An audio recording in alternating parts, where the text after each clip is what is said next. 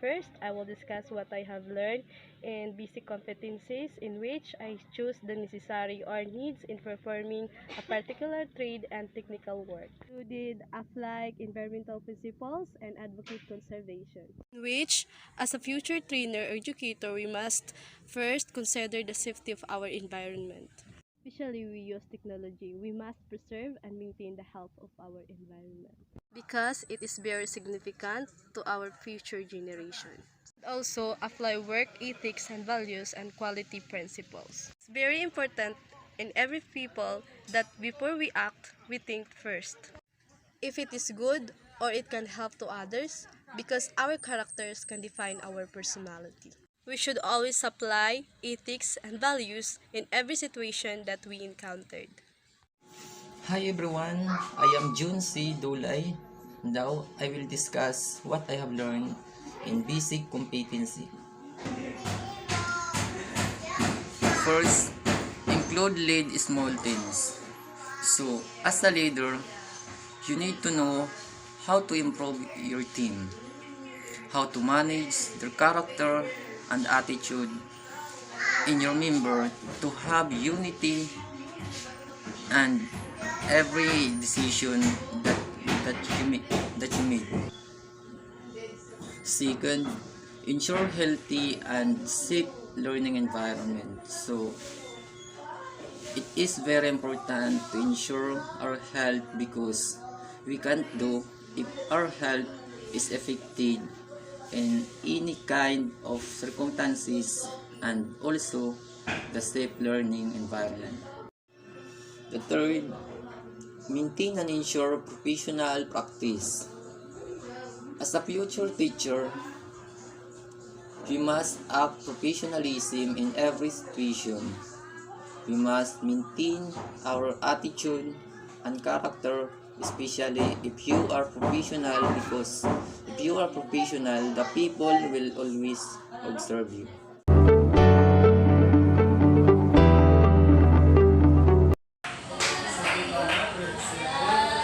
Good day, I am Alvin Pinero, a retail ed IA student, third year. Now I am going to discuss to you the core competencies. The first core competencies is on how to conduct training needs and analysis.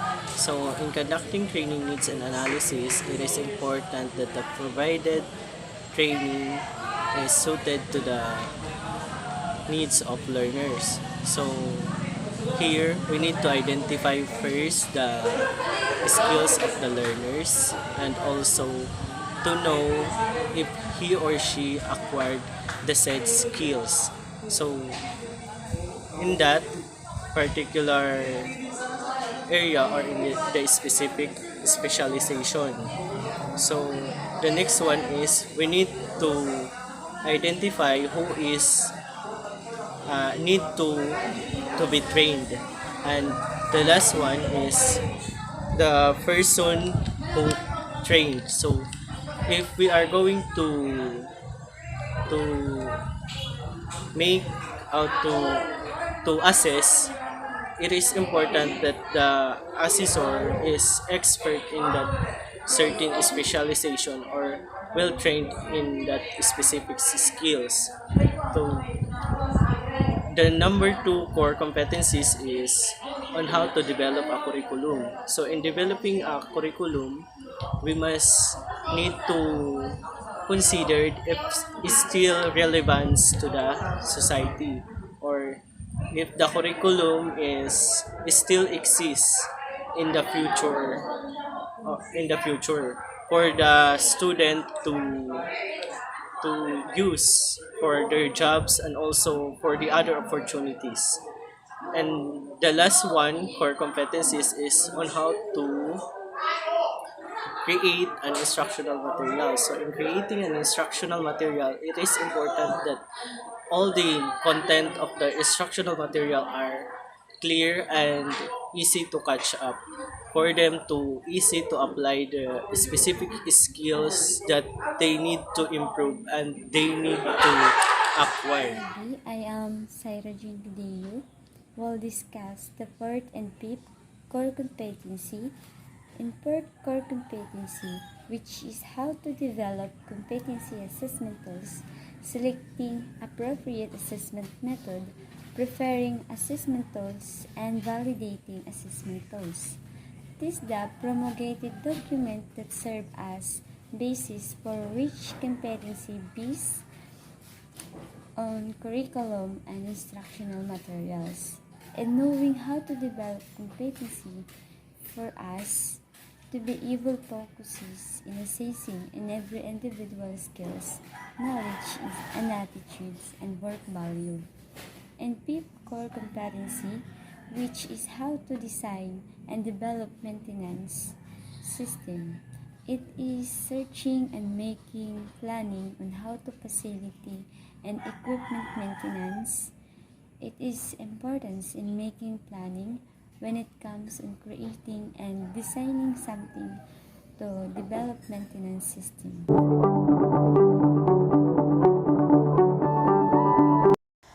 Good day everyone. So our assigned topic is all about elective competency. By the way, I am Abigail Garabel and I will discuss the first unit, which is the element. So the number one here is prepare workshop materials and venue. So of course, we have to prepare in choosing a venue for our workplace and also the foods and materials that are needed in that place. Then also for the standard formats, we should have a documents and records. Then if you are going to present, then you need to have a presentation materials and a handouts. So number two, draft competency standards.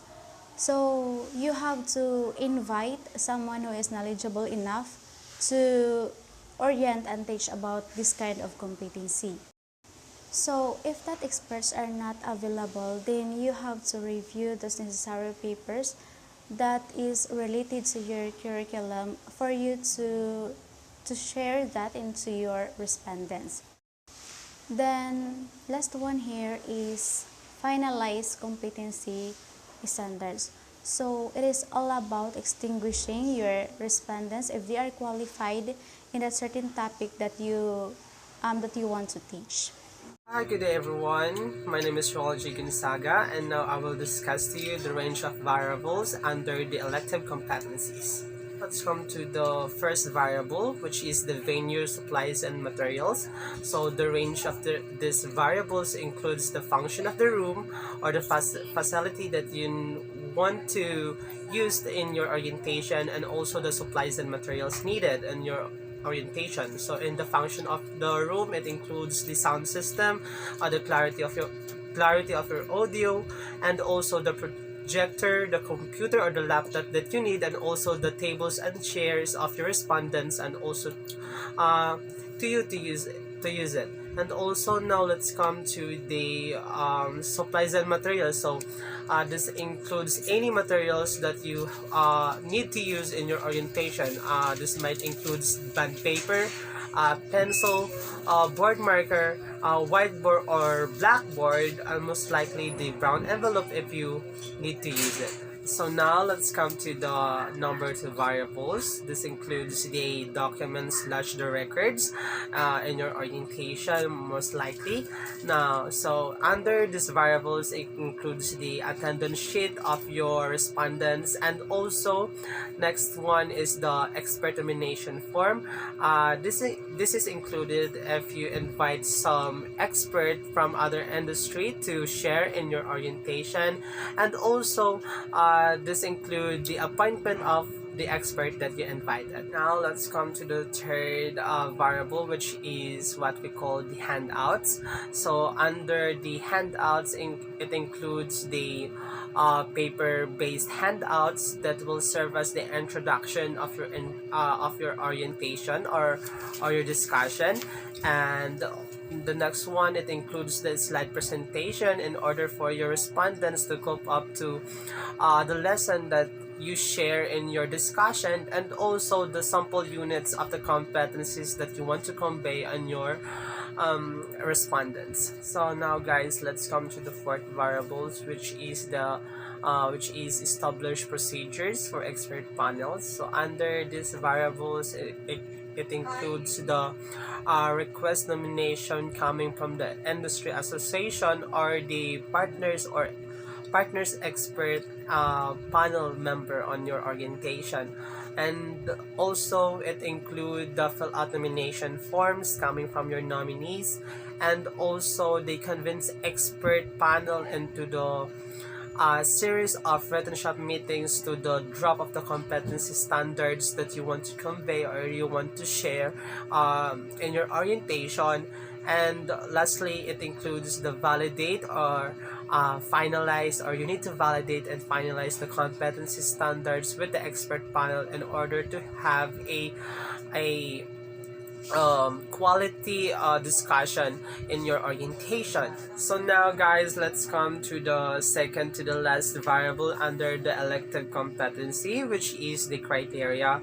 So under the criteria, it includes the relevance of the feedback, or so you must need to know if that feedback that you get is very relevant to the competency that you want to share to your respondent. And also you must know first if the feedback that you get is very appropriate to the orientation or to the discussion, or most likely the competency that you share to your student or to your respondent. And also under this variable, you must know if this feedback will add to the values or meaning of your competency or to the discussion that you share. And also you must think, or you must know if this feedback that you get is very or it will add to the content of your competency of or to your lesson that you need to share to your respondent. And most likely you must think if the feedback that you get will add to the quality of drop to the competency that you want to share to your respondent. Now let's come to the last variable under the elective competency, which is the requirements. So under the requirements, it includes the guidelines of relevant body, and also the industry needs, and lastly the client requirements. Okay, so we have here the evidence guide. Number 1, critical aspects competencies. So as what I have said earlier, that we should prepare a workshop materials and also the venue. Then number 2 is underpinning knowledge attitude. So it is all about the guidelines for developing competency standards, the policy, legislation, code of practice, and others that are relevant to TVAT. Then number 3 is underpinning skills, like presentation skills, facilitation skills, analysis skills, and thinking skills. So the number 4 in the evidence guide is the resource application. So the following resources must be provided. So the number 1 on that is the access to panel experts. So you must invite some expert to share in your orientation. And the next one is the venue. You must find some good places that is suitable to your discussion. And also for us to have a very interesting discussion or orientation, you must need, or you must provide some supplies and materials that is very relevant or very necessary, and also very helpful to the discussion that we want to share to our respondents. And lastly, the handouts, because this will help our respondents to follow the discussion that you want to convey or you want to share to them. So the number 5 in evidence guide is the methods of assessment. So in order for us to know if our respondent or the learners really get some knowledge about our discussion, we must put some assessment. This includes some questioning and also some examination. Is the context of assessment. So the assessment should be conducted in the workplace or the simulated area. This might include this test the assessment center or even our respective classroom if it is necessary to the discussion that we want to convey or we want to discuss to our respondent.